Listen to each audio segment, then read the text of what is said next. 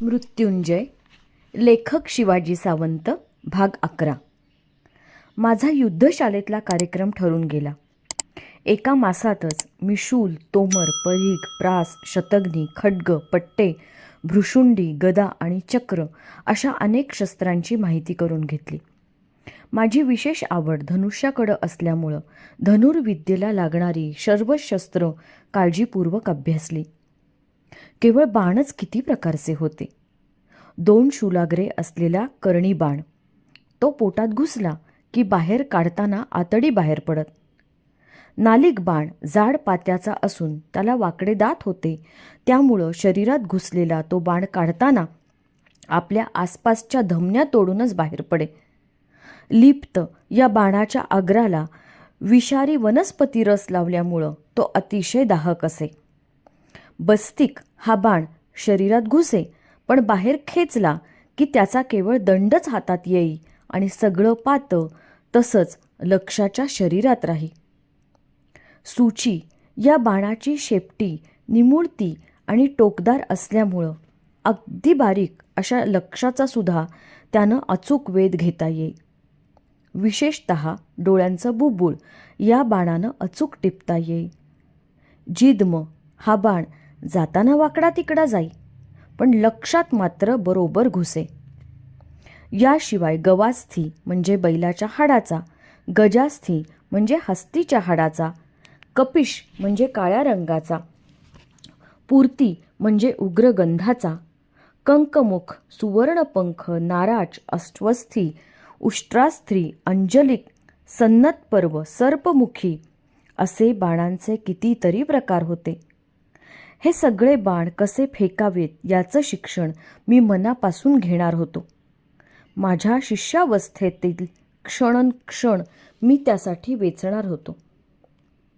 पूर्वी मला 3 वस्तूंविषयी प्रेम वाटत असे. गंगा माता, सूर्यदेव आणि आईनं, राधा मातेनं आत्यंतिक प्रेमानं दिलेली ती चांदीची पेटी. पण युद्धशाळेत आल्यापासून मात्र त्या वस्तूत आणखी एकाची भर पडली. ती वस्तू म्हणजे धनुष्य आणि बाण. महाराजांच्या रथाचं सारथ्य बाबांनी पुष्कळ वर्ष उत्साहानं केलं होतं. पण अलीकडं वृद्धत्वामुळं त्यांच्या अंगी पूर्वीसारखी चपळता राहिली नव्हती. त्यांच्या सहाय्यासाठी महाराजांनी गवलगण नावाच्या सारथ्याचा आणखी एक निष्णात पुत्र होता, त्याला आपल्या खास सेवेसाठी नेमून घेतलं होतं. कधीकधी महाराज त्यांना हाक मारत ते ऐकून त्यांचं नाव संजय आहे हे आम्हालाही समजलं होतं. पण ते वडीलधारी असल्यानं आम्ही त्यांना संजय काका म्हणू लागलो. त्यांच्या आणि आचार्य विदुरांच्या चर्येत फारच साम्य होतं. त्यांचं संजय हे नाव मला फारच आवडलं. ते सारथी आहेत म्हणून त्याहूनही अधिक आवडलं मला. उगाच काहीतरी निमित्त काढून मी त्यांच्याशी त्यांना काका म्हणत बोलायचा प्रयत्न करी. रथशालेत ते आणि बाबा जातिवंत घोडे, रथाचं सर्वात उपयोगी वंगण, चक्रासाठी कोणती लाकडं टिकाऊ, रथचक्रांच्या आऱ्यांची संख्या कमी असावी की अधिक, त्यांचा गतीवर काय परिणाम होतो यासारख्या असंख्य मनोरंजक विषयांवर चर्चा करत. मला तर ते नेहमी सांगत, कर्णा, तू सूतपुत्र आहेस. तू नेहमीच हे लक्षात ठेव की जातिवंत घोडा कधीच धर्तीवर बसत नाही, रात्री निद्रेसाठी सुद्धा नाही, आणि जातिवंत सारखी कधीच रथ नीड सोडत नाही. प्राण गेला तरी सुद्धा एकदा धरली ती जागा कायमची. काय म्हणता काका, घोडा कधीच खाली बसत नाही? मी आश्चर्यानं विचारे. हो, एवढंच नाही तर उभ्या उभ्या निद्रा घेणारा घोडा जेव्हा 4 खुरांपैकी एक खूर मुडपून निद्रावश होण्याचा प्रयत्न करतो, तेव्हा तो दीर्घ प्रवासाला निकामी झाला म्हणून समजावा. लक्षात ठेव, घोडा हा सर्व प्राण्यात अतिशय गतिमान प्राणी आहे. गतिमान? ते तसेच एकसारखे बोलत राहावेत म्हणून मी उगाच काहीतरी विचारी. भारद्वाज पक्षासारखा त्यांचा मधुर आवाज एकसारखा ऐकत राहावं असं वाटे. नुसता गतिमान नाही तर बुद्धिमानही. कर्णा, कधीतरी घोड्यावरून घनदाट अरण्यात गेलास आणि बाहेर येण्याचा मार्ग सापडेनासा झाला तर हातातला वेग खुशाल सोडून दे. हा बुद्धिमान प्राणी तुला अचूक पुणे तू जिथून निघाला असशील तिथं परत आणून सोडील. घोड्याच्या अशा कितीतरी लकबी काका गप्पा मारताना सांगून जात. त्यांच्याकडून घोड्यांच्या अशा विविध सवयी, व्याधी, गती या विषयांचं वर्णन ऐकताना आमचा काल आनंदात जाऊ लागला. आम्हा सारथ्यांची कर्तव्यकर्म, धार्मिक विधी, सभागृहाचे नियम याची ते आम्हाला सूक्ष्मपणे माहिती देऊ लागले. आकला, अकूर अशा घोड्यांच्या खुरांच्या रोगावर कोणकोणती औषधी वनस्पती चालते ते त्यांनी व्याधिग्रस्त घोड्यावर प्रत्यक्ष प्रयोग करून आम्हाला दाखवलं. संजय काका म्हणजे राजवाड्यातील सर्व सारथ्यांचे नायक होते. महाराज धृतराष्ट्र, पितामह, महामंत्री विदुर, राजमाता आणि अमात्य वृषवर्मा सर्वजण सभागृहातही त्यांचा आदर राखत. असे सर्वांचे आवडते संजय काका माझ्याशी घटका गप्पात रंगत होते. सारथ्य कर्मातील खुबीचे बारकावे सांगत होते. कधी कधी मालांनी आणि घंटांनी सुशोभित अशा आपल्या रथातून मला आणि शोणाला राजनगरात फिरवून आणत होते. एके दिवशी मी आणि शोण असेच नगरात फिरायला गेलो होतो. नेहमीप्रमाणे फेरफटका मारून आम्ही परतलो. राजवाड्याजवळ आम्ही आलो होतो. एवढ्यात एक राजरथ समोरून येताना आम्हाला दिसला. त्या रथाला चोहोबाजूंनी झिरमिरीत वस्त्रांचे पडदे लावलेले होते. रथाचे घोडे पांढरे शुभ्र होते. मला त्यांचा रंग फारच आवडला. ते 5 पांढरे भरीव पुष्ट ठिपके खालीवर हिंकळत समोरून येत होते. मी त्या घोड्यांकडं भारावून पाहत होतो. मध्येच त्यातला एक घोडा आपल्या मानेला मजेदार झटका देई. अगदी सहजरित्या ते तो रथ पुढं आणत होते. एवढ्यात शोण एकाएकी माझ्या हातातला आपला हात झटकून त्या रथाच्याच दिशेनं धावू लागला. मला काही कळेच ना की तो वेड्यासारखा त्या रथाच्या दिशेनं का धावतोय. क्षणात तो रथाच्या समोर गेला. मला त्याच्या मूर्खपणाची चीड आली. मी त्याच्याजवळ पोचण्यापूर्वीच तो रथाखाली सापडणार होता.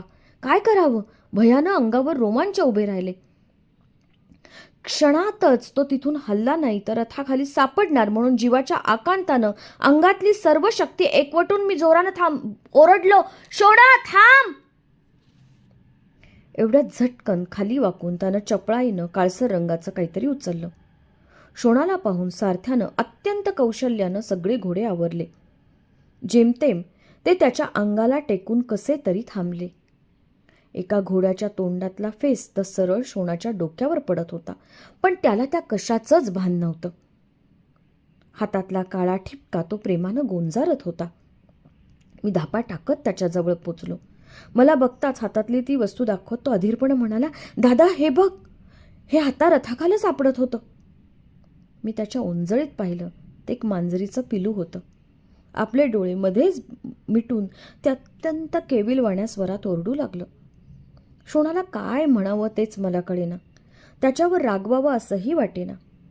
मी त्याच्याकडं काहीशा कौतुकानं पाहू लागलो. आपल्या रथामागून रडवेला होऊन धावणारा हाच तो शोण होता का? त्याच्या हातातल्या पिल्लाच्या पाठीवरून प्रेमानं हात फिरवायला सुरुवात केली. स्वर्ग हाताशी आल्याचा आनंद होता त्याला. त्याच्या खांद्यावरून घरळलेलं उत्तरीय खालच्या धुळीत पडलं होतं याचंही त्याला भान नव्हतं. इतक्यात त्या पिलांची आई कर्कश आवाज करत कुठून तरी ओरडत आली. आपल्या चिमुकल्याला तिकडं तिकडं शोधू लागली. गुरगुरत आमच्या पायाशी घुटमळू लागली. ते पिलू खाली ठेवायला मी शोणाला सांगितलं. त्यानं ते तिच्या पुढ्यात ठेवताच गपकन त्याची मान आपल्या तोंडात पकडून क्षणार्धात ती गुरगुरत कुठच्या कुठं पसार झाली. आपल्या पोराला एकटं टाकून ती मघापासून कुठं भरकटत होती. आता शोणानं धाडस केलं नसतं तर तिचं ते कोवळं लुसलुशीत पोर राजमार्गाच्या धुळीत मिसळलं नसतं का? त्याचा जो केविलवाणा आवाज कोणाला तरी ऐकू गेला असता का? त्या सगळ्या प्रकारानं मला एकदम राधामातेची आठवण आली. तिची प्रेमळ मूर्ती डोळ्यासमोर उभी राहिली. किती जपलं होतं तिनं मला आजवर. आई असावी तर राधामातेसारखी. मी चंपानगरीच्या आठवणीत दंग झालो. इतक्यात त्या राजरथाच्या रथनीडावरचा सारथी म्हणाला, आटपा बाजूला व्हा लवकर, रथात राजमाता कुंती देवी आहेत. राजमाता कुंतीदेवी. मी शोणाच्या दंडाला धरून त्याला चटकन एका बाजूला ओढून घेतलं.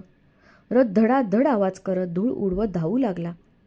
मी त्याच्या पांढऱ्या शुभ्र घोड्यांकडं पुन्हा कौतुकानं पाहिलं. मला आश्चर्य वाटलं. त्या रथाला 6 घोडे जोडण्याची व्यवस्था असतानाही केवळ 5च घोडे जोडले होते. एका घोड्याची जागा तशीच मोकळी सोडली होती. राजवाड्यावरचे घोडे संपले की काय, मी स्वतःशीच पुटपुटलो. रथ निघून गेला. त्याच्या चक्राखाली सापडलेलं आपलं उत्तरीय शोणानं उचललं. त्यावरची धूळ झटकून परत खांद्यावर लपेटलं आणि आम्ही आमच्या निवासस्थानाच्या दालनाकडं चालू लागलो. कधी नव्हे तो माझा हात शोणाच्या खांद्यावर होता. माझे हस्तिनापुरातले दिवस मजेत जाऊ लागले. पहिले थोडे दिवस एकसारखी चंपानगरीची आठवण येई. पुढं पुढं तीही काही कारण घडल्याशिवाय येईनाशी झाली. माझ्या जवळच्या पेटीमुळं मात्र आईचा प्रेमळ चेहरा माझ्या डोळ्यांसमोर नेहमीच उभा राही. ती आता दूर होती, पण त्यामुळंच तिचं खरं महत्त्व आता मला समजत होतं. मी रोज झोपताना म्हणे, माते, मायेच्या धाग्यानं जोडलेले जीव कितीही लांब असले तरी ते एकत्रच असतात. तू या पेटीतच आहेस. नाही, तू या 2 पेट्यात आहेस. एक तू दिलेल्या आणि दुसऱ्या माझ्या मनाच्या पेटीत. आठवणी या झंझावातासारख्या असतात. त्या कुठूनही आणि कशाही येऊ शकतात. इतकंच नाही तर काही वेळा त्या मनाच्या शांत सरोवराला पार घुसळून सोडतात. कधी कधी अशीच चंपानगरीची तीव्रतेनं मला आठवण येई. मन नाराज होई. ते कशातच रमत नसे. अशा वेळी मी शोणाला घेऊन नगरात एक फेरफटका मारून येई. त्यामुळे सगळा शीण नाहीसा होई. बऱ्याच वेळा असा फेरफटका मारल्यामुळं सगळं नगर आम्हाला आता चिरपरिचयाचं झालं होतं. कुठले मार्ग कुठे जातात, कोणत्या देवतेचं मंदिर कुठं आहे, कुठं तलाव आहेत, कुठं अश्वशाला आहेत, कुठं धान्यागारं आहेत, कुठं शस्त्रागारं आहेत, हे आम्हाला आता पाठ झालं होतं. हस्तिनापूर म्हणजे निरनिराळ्या आकाराच्या आणि रंगांच्या फुलांनी डवरलेल्या एखाद्या उद्यानासारखं होतं.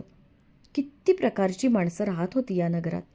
गायक, नर्तक, योद्धे, व्यापारी, ऋषीजन, कलाकार, पंडित, शिवाय चर्मकार, लोहकार, उपलेपक, कुंभकार, महार असे 18 पगड कष्टकरीसुद्धा इथे होते. केव्हाही गेलं तरी नगर गजबजलेलं दिसे. हे सगळं नगर पाहताना मला कधीच कंटाळा नाही आला. काही वेळा तर वाटे की युद्धशाळेत जायचं सोडून नगरातच फिरायला यावं. पण ते कधीच शक्य नव्हतं. कारण मी इथं फिरायला आलो नव्हतो, तर शिकायला आलो होतो.